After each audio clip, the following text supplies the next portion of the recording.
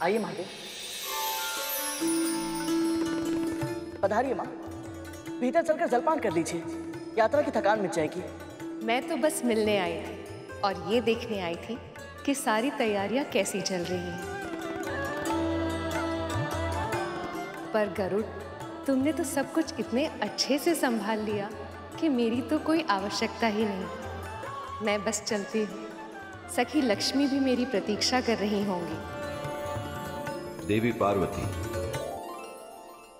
आपसे ही इस बारात की शोभा होगी।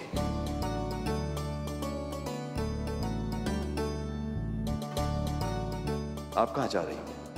हाँ माँ, हम सब साथ में मामी जी को लेने जाएंगे। बहुत आनंद आएगा। हम जानते थे कि ये सब भी आपको रोकने का प्रयास करेंगे, इसलिए हम यहाँ आ गए आपको लेने। देवी पार्वती बारात में नहीं जाएंगी,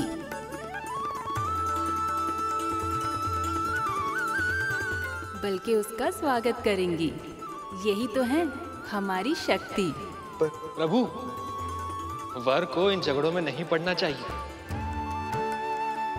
परंतु भैया, जब प्रभु विष्णु और माता लक्ष्मी एक होने जा रहे हैं, तो फिर हम सब पक्ष विपक्ष में क्यों बट रहे हैं? हम सब एक साथ रहेंगे तो कितना आनंद आएगा ना? लगता है इससे पहले आपने कोई विवाह होते हुए नहीं देखा गरुड़। हाँ माँ, देखा तो नहीं है। विवाह के मध्य वर और वधू के पक्ष की नोकझोंक ही तो रस लाते हैं।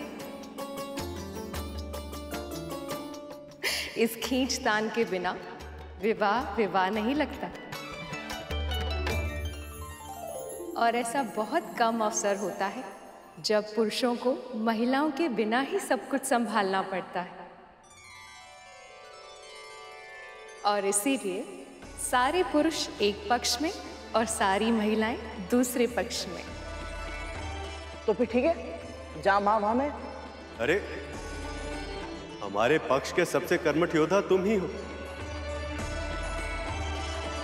तुम्हारे बिना ये युद्ध जीतना संभव नहीं है। तुम्हें तो हमारी ओर ही आना होगा। चलो आओ।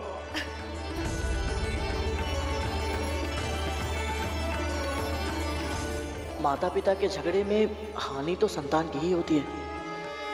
मुझे परमपिता के साथ रहने का सौभाग्य मिलेगा, पर ना तो मैं माता लक्ष्मी से मिल पाऊंगा और ना ही अपनी माँ से। वैसे अब तक तो माँ को निमंत्रण मिल ही गया होगा ना? वो कितनी प्रसन्न होंगी। पर अकेले यहाँ तक कैसे आएंगी वो? मुझे उन्हें लेने जाना होगा। परंतु जाओ भी तो कैसे? यहाँ इतने अतिथि आने वाले हैं और सब कुछ मुझे ही देखना है। तक्षकालिया, मुझे बताओ ना, क्या पहनूं? कौन सा अच्छा, ये वाला या ये अधिक अच्छा है? मुझे तो कुछ समझ ही नहीं आ रहा है। इतने सारे उत्सव होंगे, कौन सी पोशाक के साथ कौन से आभूषण अच्छे लगेंगे? बताओ ना। उन देवियों और दीदी के सामने मेरी चमक फीकी नहीं पड़नी चाहिए। देवी लक्ष्मी की तरह सुंदर लगना है मुझे, सबसे सुंदर। माँ, ये तो सभी एक से बढ़कर एक है। महारानी, ये रख दे इसे यहाँ। मैं वहीं जाके निर्णय लूंगी कि मुझे कब क्या पहनना है। मेरी अनुपस्थिति में मेरे पुत्रों का ध्यान रखना। और हाँ, इस महल को भी, इस महल की कुंजी, मेरे महल का भी ध्यान रखना।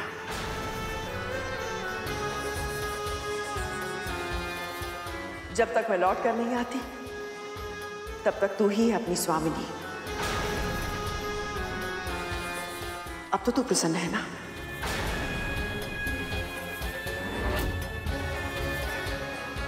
अर्थात प्रभु विष्णु और माँ लक्ष्मी के विवाह में मैं चाहकर भी नहीं जा पाऊंगी।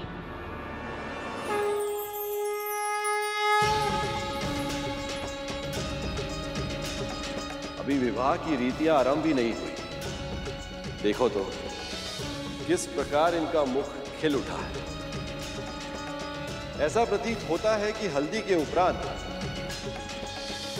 इनके ऊपर से बुरी दृष्टि उतारना अनिवार्य हो जाएगा। देवराज,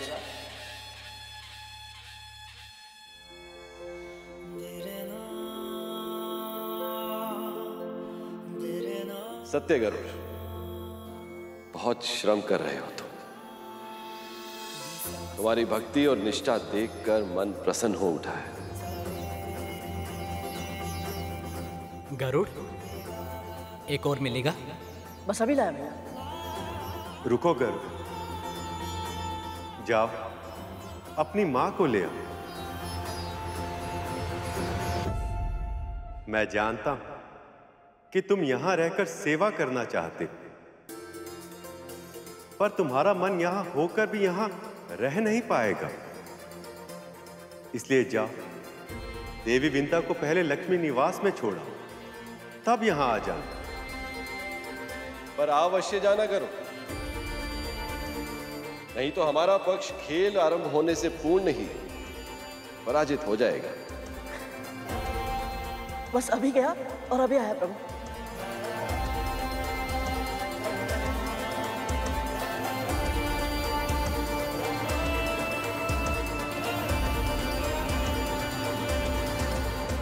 गरुड़ इतना प्रसन्न होकर जा तो रहा है अपनी मां को लेने, किंतु क्या विंता तैयार है अपनी दास्तां से लड़कर इस विवाह में सम्मिलित होने के लिए, या गुरु दत्तात्रेय का दिया आशीर्वाद भी हार जाएगा कद्रू की क्रूरता के सामने?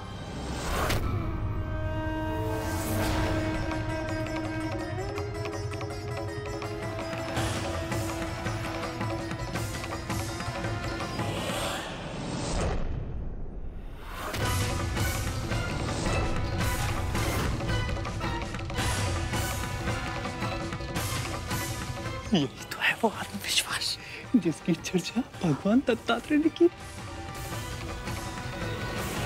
आप ऐसा कैसे कर सकती हैं? सदैव मैंने यही इच्छा की है कि आपका हित हो। सदैव नारायण से आपकी भलाई का आशीर्वाद ही मांगा है मैंने, पर आप मेरा सुख तनिक भी नहीं देख सकती ना। ये नारायण का विवाह है दीदी, मेरे प्रभु श्री विष्णु का विवाह, और निमंत्रण भेजकर भगवान ने स्वयं अपने भक्त को पुकारा है। आज तो आप चाहकर भी मुझे नहीं रोक सकती।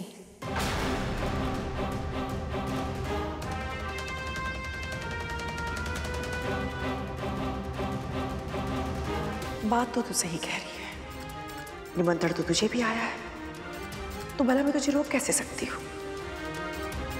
चल ठीक है, मैं तुझे अनुमति देती हूँ।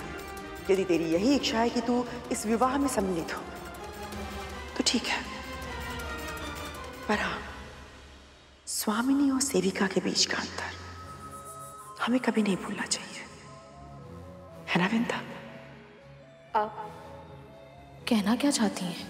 यही कि यदि तुझे वैकुंठ जाना है तो जा, किंतु बिना किसी की सहायता के तुझे पैदल चल के जाना होगा।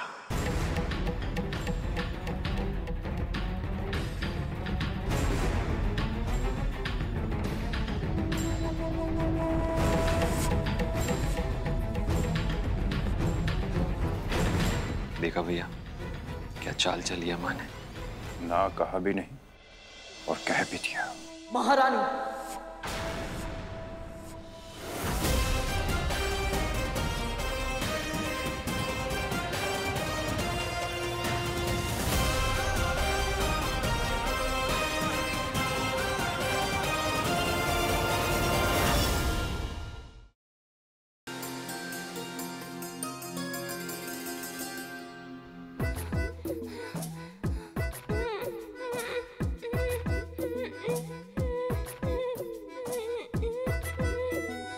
और कितना दूर है वैकुंठ। आज मामी श्री को मेरे सामने सौभाग्य का अखंड दिया जलाकर विवाह की रीतियों का आरंभ करना है।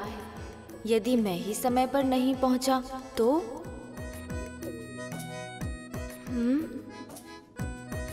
कैलाश, इसका अर्थ है कि अभी बस मुख्य द्वार से बाहर ही निकल पाए हैं हम। यदि हम इतनी ही मंद गति से चलते रहे तो मेरे पहुंचने से पहले ही विवाह संपन्न हो जाएगा। मूषक जी, क्या कर रहे हैं आप? शीघ्र चलिए ना। जी प्रभु। यदि मैं थोड़ी देर और ऐसे ही चलता रहा तो प्रभु वैकुंठ पहुँचे या ना पहुँचे, मेरे प्राण पखेरु उड़कर वैकुंठ अवश्य पहुँच जाएंगे। अरे मूषक, कुछ तो युक्ति लगा। आपका अनुमान भी आप क्या कह रही है? शांत हो जाओ पुत्र, क्या कर रहा है? कैसे शांत हो जाऊं माँ? इतनी अन्याय की बात सुनकर कैसे शांत हो सकता हूँ मैं?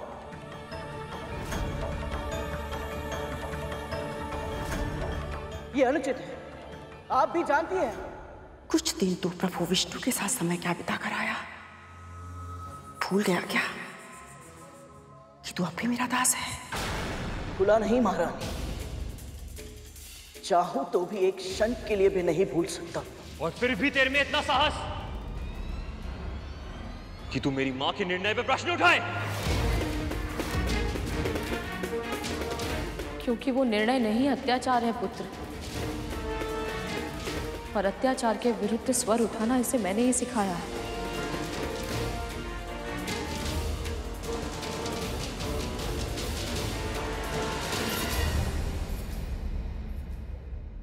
दास तो दास, अब तो दासी माँ के भी सुर बदलने लगे। देखा माँ, जब से दत्तात्रेय आए तब से इनमें कितना परिवर्तन आ गया। यदि सत्य को बिना किसी हिचक के निडर होकर कह देना सुर बदलना है तो हाँ, सुर बदल गए हैं मेरे।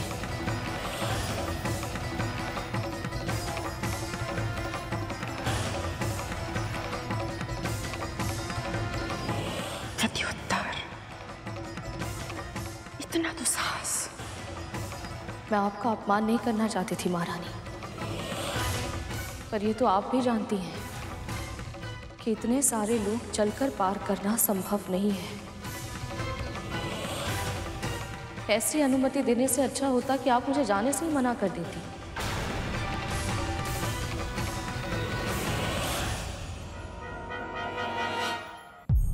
एक बार फिर प्रभु, वही हुआ जिसका मुझे भय था। मेरी मां ने अपनी संकुचित सोच से विंता मां का अधिकार छीन लिया।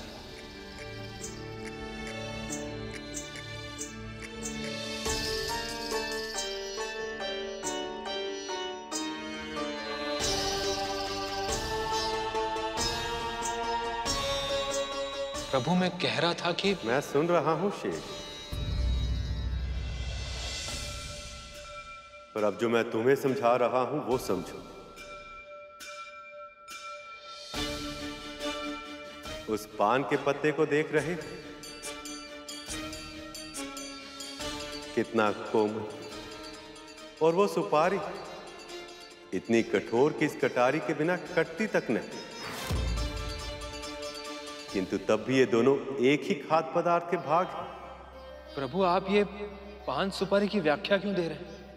मैं तो आपसे विंता मां के बारे में बात कर रहा था। जिस प्रकार ये कोमल पान का पत्ता अपने भीतर कठोर सुपारी को छुपाए बैठा है,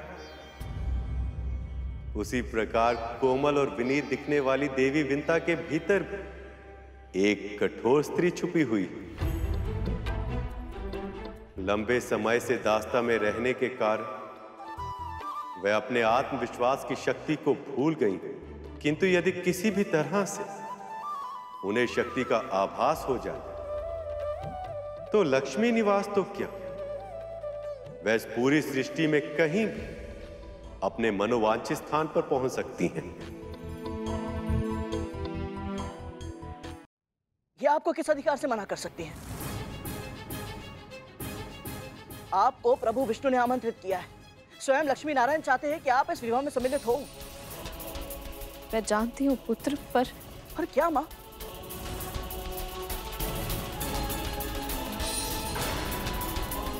मैं देखता हूँ कौन रोकता है मुझे। मैं रोकूंगी तुझे।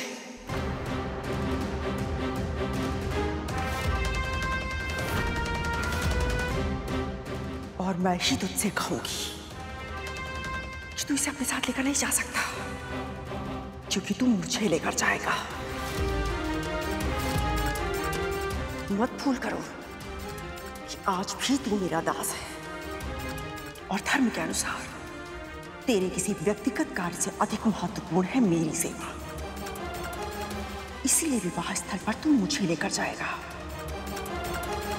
मां की इस दासी को। महारानी, ये केवल आपकी दासी नहीं, मेरी मां भी है। तू मुझे क्रूर, अत्याचारी, अन्यायी कुछ भी कहकर पुकार, मुझे कोई अंतर नहीं पड़ता है बिंदा। और वैसे भी जीवन ने मेरे साथ कभी कोई न्याय नहीं किया है। तुझे लगता होगा मैं बार बार एक ही आरोप लगाती हूं, पर क्या करूं, सत्य यही इसलिए कहना पड़ता है। सभी दिव्य शक्तियों ने सदैव मेरे साथ पक्षपात किया है और तेरा साथ दिया है। क्यों विंदा, क्यों?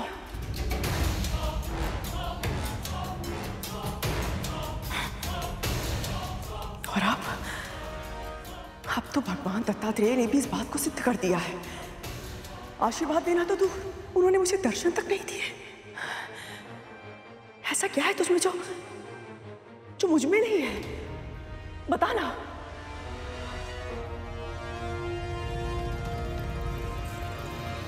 महारानी, सत्य वो नहीं है जो... बस जब से तेरे इस पुत्र ने जन्म लिया है, तब से केवल तुझे ही महत्व मिला है। किसी और की बात क्या करूं विंदा? हमारे स्वामी महर्षि कश्यप, वो तेरे लिए दौड़े चले आए मां कामधेनु को लेकर, ताकि भगवान दत्तात्रेय की सेवा में तुझसे कहीं कोई कमी ना रह जाए।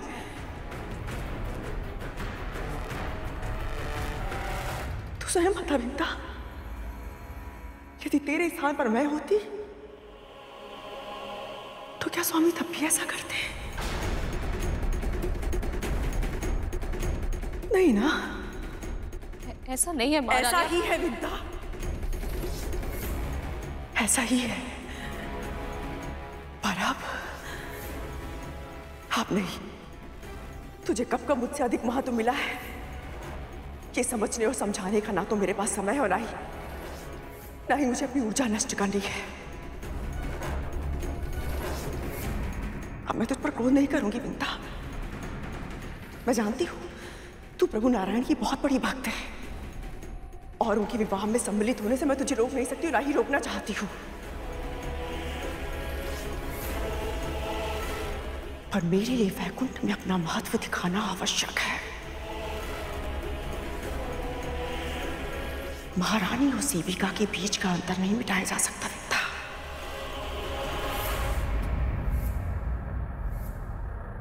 तू स्वयं मुझे बता, इस गरुड़ को अपने साथ किसे लेकर जाना चाहिए, तुझे या मुझे?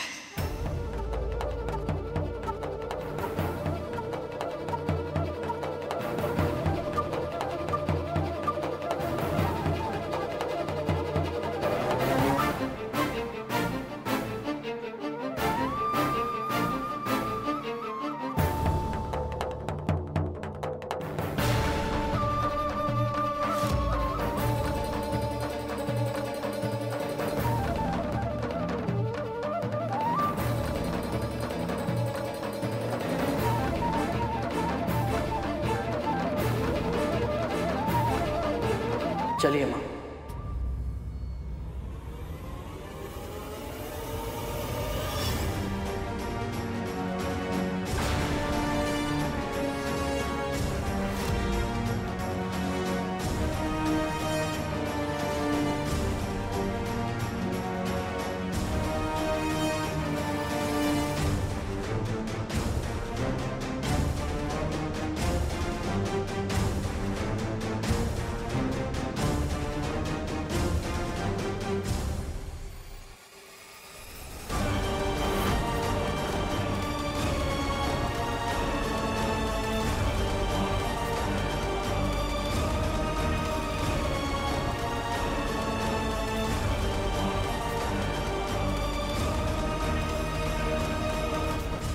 भक्तों की पीड़ा स्वयं की पीड़ा से अधिक असहनीय होती, और यहाँ तो मेरे दो भक्त दुखी हैं, किंतु अब और नहीं। समय आ गया कि अंत हो सभी अत्याचार का।